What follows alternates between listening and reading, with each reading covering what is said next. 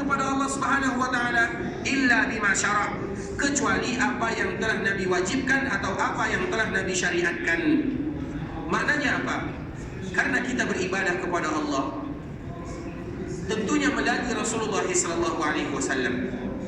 Yang paling kenal dengan Allah Subhanahu wa taala adalah Rasulullah sallallahu alaihi wasallam. Kita tidak kenal dengan Allah, kita tidak tahu tentang Islam, kita tidak tahu tentang Nabi sallallahu alaihi wasallam kecuali Nabi yang menjelaskan kepada kita. Nabi yang menjelaskan kepada kita siapa Allah, siapa Rabb kita. Nabi yang menjelaskan kepada kita tentang Islam sebagai agama kita. Nabi yang menjelaskan kepada kita bagaimana kita harus melakukan ibadah kepada Allah Azza wa Jalla. Sehingga di antara bentuk kecintaan kita kepada Rasulullah sallallahu alaihi wasallam, wa alla yu'badallahu illa bima syara'. Jangan sesekali kita beribadah kepada Allah ini dalam lingkup, dalam ranah ibadah. Jangan kita beribadah kepada Allah kecuali dengan apa yang dituntun, yang disyariatkan oleh Rasulullah sallallahu alaihi wasallam. Apapun yang kita lakukan dalam rangka ibadah, maka itu harus sesuai dengan apa yang disyariatkan oleh Rasulullah sallallahu alaihi wasallam. Nabi mengajarkan kepada kita salat tata caranya. Nabi ajarkan kepada kita. Nabi ajarkan kepada kita bagaimana berpuasa. Semuanya Nabi ajarkan. Nabi ajarkan kepada kita berzikir. Bagaimana tata cara Nabi berzikir. Kita berusaha beribadah kepada Allah sesuai dengan apa yang Nabi syariatkan. Kalau Nabi tidak syariatkan, maka jangan kita lakukan. Nabi sallallahu alaihi wasallam mengajarkan kepada kita bagaimana selawat. Kita baca selawat-selawat tersebut, kita jauhi selawat-selawat yang sifatnya yang namanya selawat namun tidak diajarkan oleh Rasulullah sallallahu alaihi wasallam misalnya. Banyak perkara-perkara di dalam agama ikhwatul Islam yang nanti kita akan sebutkan contohnya. Bagaimana mereka dan banyak di antara umat Nabi sallallahu alaihi wasallam yang mereka berani, walaupun tidak berani dengan kata-katanya, namun berani dengan perbuatannya dan tingkah lakunya. Mereka berani keluar dari aturan baginda yang mulia sallallahu alaihi wasallam. Sehingga bagaimana kita beribadah kepada Allah? Beribadah kepada Allah tentunya dengan syariat Rasulullah sallallahu alaihi wasallam. Bagaimana kita tahu? Tidak ada langkahnya, tidak ada caranya kecuali harus kita belajar, kita harus tahu. Sebagaimana yang sering kita sebutkan, bahwa belajar agama itu adalah sebuah kewajiban kepada kita bersama. Wajib bagi kita belajar agama Allah supaya kita tahu bagaimana kita beribadah kepada Allah Subhanahu wa taala. Karena Nabi sendiri menyebutkan, apabila ada di antara kalian yang beribadah, beramal dalam masalah agama, kemudian amalan tersebut tidak sesuai dengan sunnah baginda yang mulia, maka amalan tersebut akan dikembalikan kepada orang yang melakukan amalannya, bukan dikembalikan kepada Allah Subhanahu wa taala. Maknanya apa? Tidak diterima ibadahnya. Dan sering kita sebutkan ikhwatul Islam, Rasulullah sallallahu alaihi wasallam menyebutkan, para sahabat juga menyebutkan, banyak seorang yang melakukan ibadah namun mereka tidak diterima ibadahnya.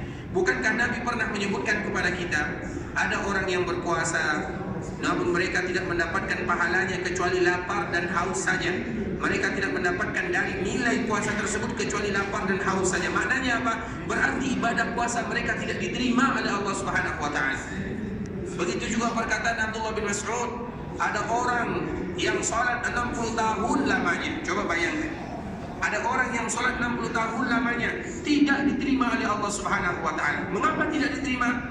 Bisa jadi tidak tumanina atau tidak sesuai dengan apa yang dicontohkan baginda yang mulia sallallahu alaihi wasallam.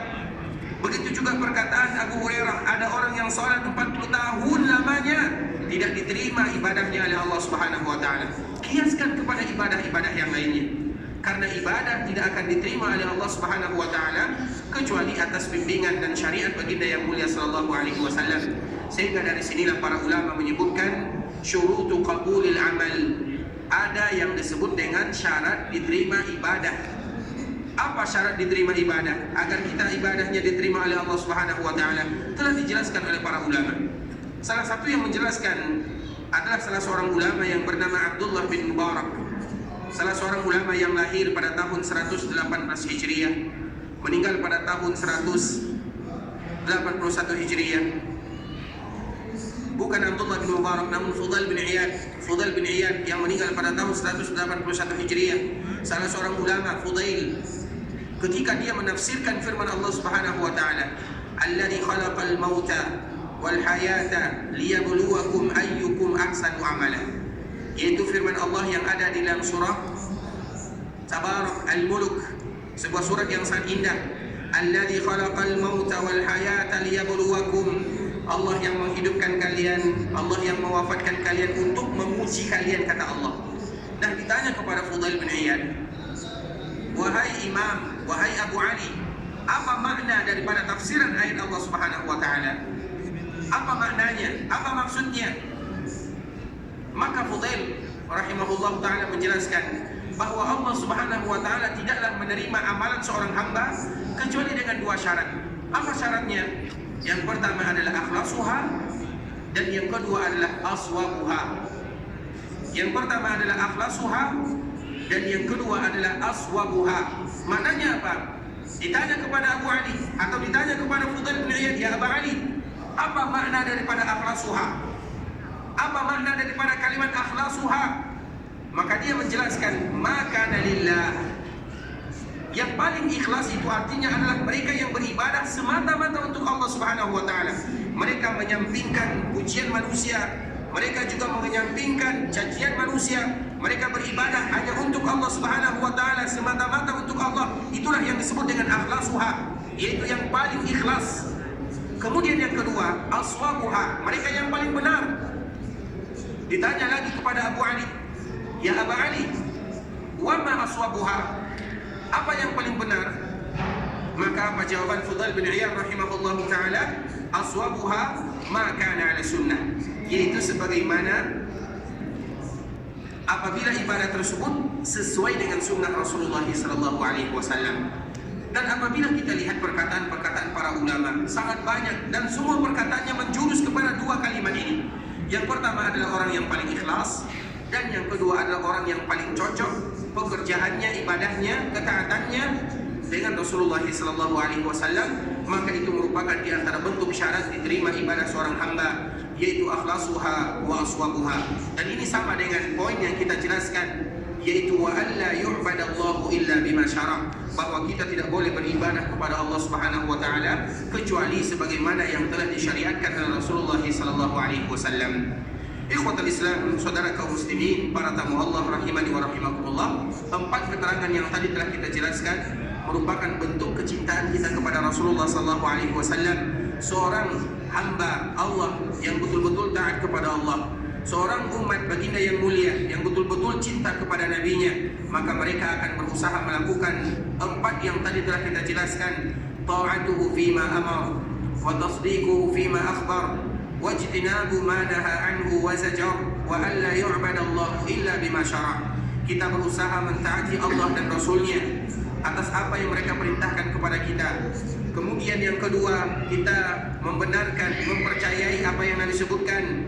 Yang ketiga, kita meninggalkan apa yang Nabi larang. Dan yang keempat, kita tidak boleh beribadah kepada Allah kecuali sebagaimana yang disyariatkan oleh Rasulullah SAW.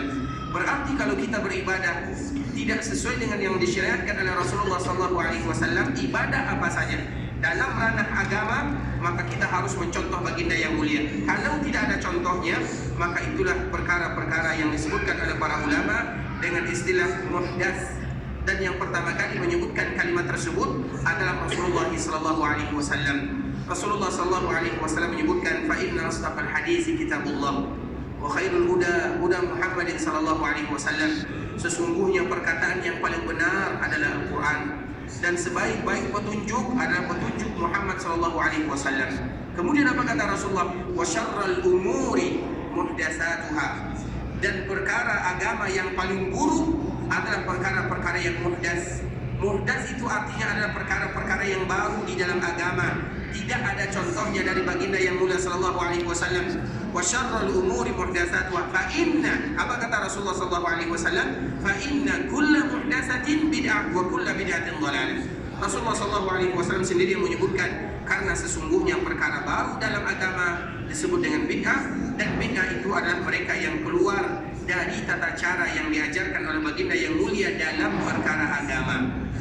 Kemudian ikhwatul Islam, kita akan bacakan beberapa hadis Rasulullah SAW yang menjelaskan kepada kita tentang bagaimana pentingnya, urgennya masalah seperti ini.